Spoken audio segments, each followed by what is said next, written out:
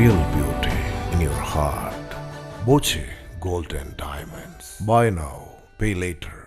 വിദ്യാർത്ഥികൾക്ക് യാത്രാ ഇളവ് ലഭിക്കാൻ അനുവദിക്കുന്ന കാർഡിൽ വ്യാജ കാർഡുകളുണ്ടെന്ന് പരാതി. ചില വിദ്യാഭ്യാസ സ്ഥാപനങ്ങൾ കാർഡുകൾ സ്വന്തം നിലയിൽ പ്രിന്റ് ചെയ്ത് വിതരണം ചെയ്യുന്നതായും പരാതിയുണ്ട്. ഒറ്റപ്പാലം മേഖലയിൽ യാത്രാ ഇളവിന് മോട്ടോർ വാഹന വകുപ്പ് അനുവദിക്കുന്ന തിരിച്ചറിയൽ കാർഡിൽ വ്യാജന്മാർ കയറിക്കൂടിയിട്ടുണ്ടെന്നാണ് പരാതി. ചില സ്വകാര്യ വിദ്യാഭ്യാസ സ്ഥാപനങ്ങൾ സ്വന്തമായ നിലയിൽ കാർഡുകൾ പ്രിന്റ് ചെയ്ത് വിതരണം ചെയ്യുന്നതായാണ് സ്വകാര്യ ബസ് ഉടമകൾ പരാതിപ്പെടുന്നത്. സ്വകാര്യ സമാന്തര സ്ഥാപനങ്ങളിലെ വിദ്യാർത്ഥികൾക്ക് സ്റ്റുഡൻസ് ട്രാവൽ ഫെസിലിറ്റി കമ്മിറ്റി യോഗ തീരുമാനപ്രകാരം യാത്രാ ഇളവ് 7-ന് മോട്ടോർ വാഹന വകുപ്പിന്റെ തിരിച്ചറിയൽ കാർഡ് നിർബന്ധമാക്കിയിട്ടുണ്ട്. പിങ്ക് നിറത്തിലുള്ള കാർഡുകൾ സ്ഥാപന മേധാവി മുഖേന മോട്ടോർ വാഹന വകുപ്പിന് സമർപ്പിച്ച് സാക്ഷ്യപ്പെടുത്തണമെന്ന് നിർദ്ദേശമുണ്ടെങ്കിലും പല സ്ഥാപനങ്ങളും ഇത് നടപ്പാക്കിയിട്ടില്ലെന്നാണ് പരാതി.